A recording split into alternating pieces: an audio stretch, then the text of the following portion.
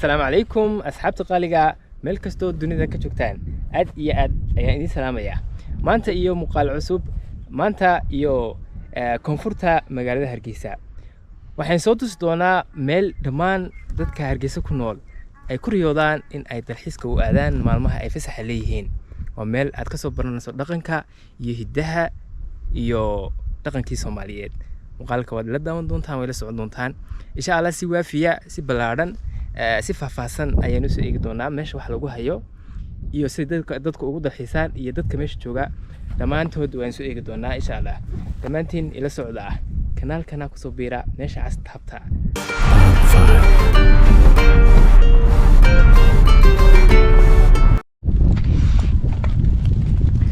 asxaabta intaan meesha gaarin dhexda waxaan kula kulanay ari tiradiisu ilaa 100 neef meelaha tahay arigan meel miyo banaana ayna cidna joogin ayaa arigan lagu raacaya in yaroo aan sirin midadiisu waa ilaa 12 jir ilaa 12 jir arigaas oo dhan uu mas'uul ka yahay ilaalinaya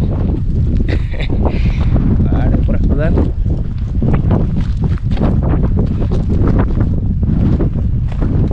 markaa meesha waxaan leeyahay ninka lahaa si dhowrayo dhaqasho waa geel waaw masha Allah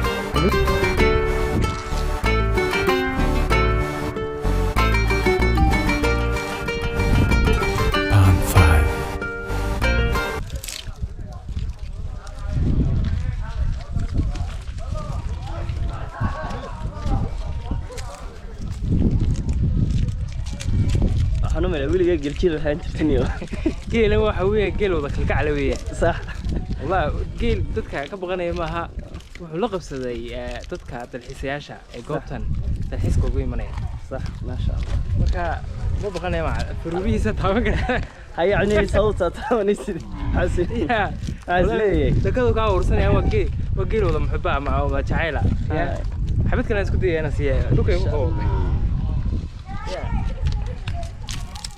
زين صح كون ما تقرن صح وحوي نرجيه ويا لكن قيل وين أروح جوا حاجة جوا قطع الشيء كون حوي نرجيه أوه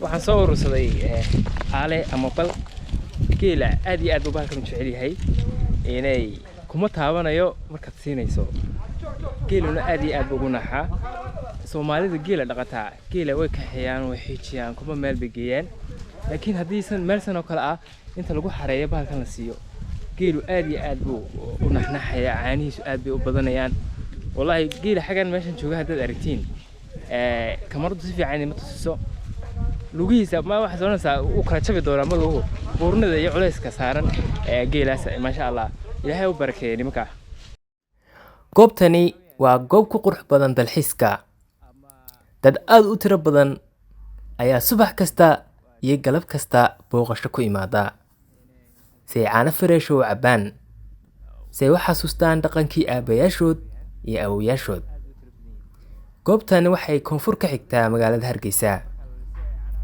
magaceeda waxa loo yaqaanaa toon dhaqashada geelu waa dhaqan Soomaaliyeed oo aad u qurux badan. sidoo kale geel wuxuu leeyahay meel uu harsado oo cadceedda uu ka harsado meelahan oo kale iyo halkan oo kale iyo qaybtaas baan ka nimid wuxuu leeyahay meel uu harsado oo si ayna cadceedda ugu dhicin oo falaadhaha cadceedda ayna ugu dhicin ayuu duhurkii ka harsadaa.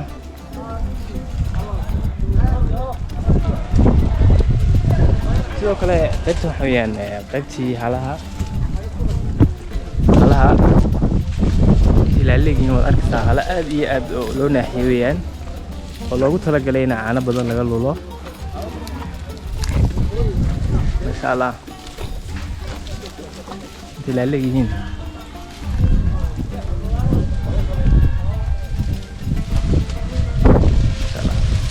waa la dhaqaaleeyay waa laga shaqeeyay hawlgii baa laga qabtay.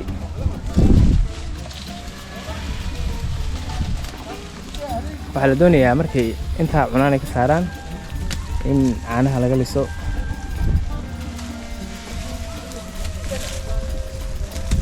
geelan waa geel cadaan ah.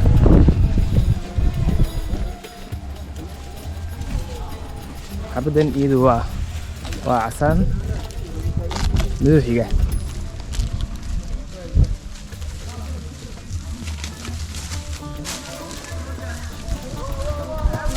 Oh, bisle. Oh.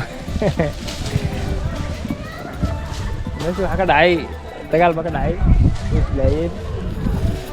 xagana waxa loogu talagalay biyaha in loogu shubo oo ay ka cabaan. sidoo kale milixda iyo wixii la siinayo garow ama arbakhi waxyaabahaas oo kale ayaa loogu shubaa. wageel aad iyo aad loo dhaqaaleeyay oo caafimaadkiisa iyo waxyaabaha si fiican loo ilaaliyo. hasa candhadeedu inta laga soo caano badan bay leedahay. midda kale kuriskeedu u qalooca. geela markuu kuriskiisa saas oo kale u qalooco magac bay leeyihiin. cidii garanaysaa commentiga xagga hoose noogu soo qora. tan oo kalena iyadana u qalooca. okay dagaal baa meesha ka dhacay. waxa weeyaan kaasa awra ku dhex jira.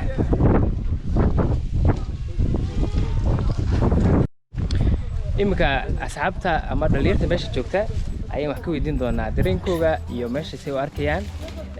saaxiib Cawil kusoo dhawow. aad iyo aad baad u mahadsantahay saaxiib. magacaygu waa Cawil Cabdishakuur Cali ku magac dheer Cawil Siisi. waxaan ka mid ah dhalinyarada magaalada Hargeysa.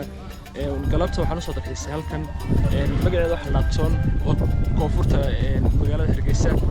sidaad u jeedaan dhaqankeennii iyo mataqaanaa baa yaala halkan. waan ku faraxsanahay in halkan u soo dalxiisayo geelina soo arkayo caaniina siina soo cabayo. saadigana aad baad u mahadsantahay. waana kugu mahadnaqaynaa aniga markii ugu horeysay meeshaan imaado geela xagga jooga xitaa kama baqanayo dhakadu ka dhunkanaya ku ursanaya si kalgacal leh. taas aniga meesha iga cajibisay. waa si wacan adigana saaxiibaan kugu soo dhaweynaa. aad baa mahadsantahay.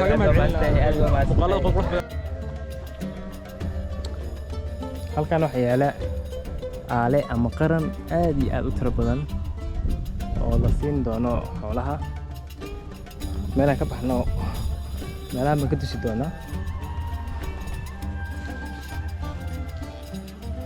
si aynu soo eegno aalaha iyo waxyaabahaas. waxaasoo aalaha meesha yaala ilaa halkaas aale ama qaran waxaa loo yaqaano oo aad u tiro badan bayaan. kanaa la siinaya xoolaha ama geela. geelu bil buu ku naxayaa insha Allah. masha Allah tabarakallah. sidoo kale xagga waxaa u yaala taangi biyo oo ilaa 30 foosto mise ilaa 50 foosto qaadaya.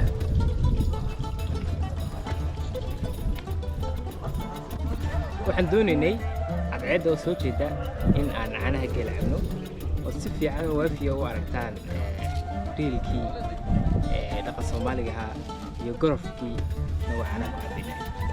laakiin waqtiga magaranaysaa laba waqti baa la lisaa geela.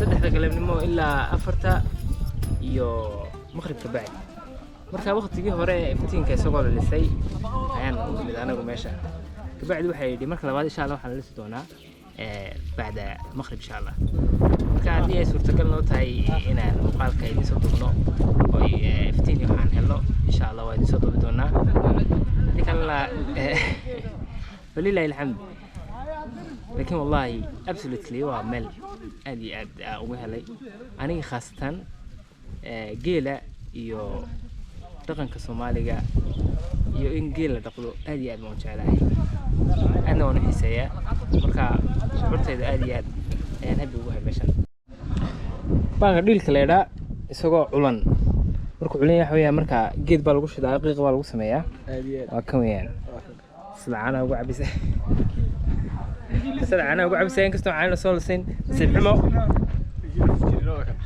وعسى الحين dadka ku daawanay maxaa la saar waxaan leeyahay dadkii daawanaya caanaha geel soo moogaanida caanaha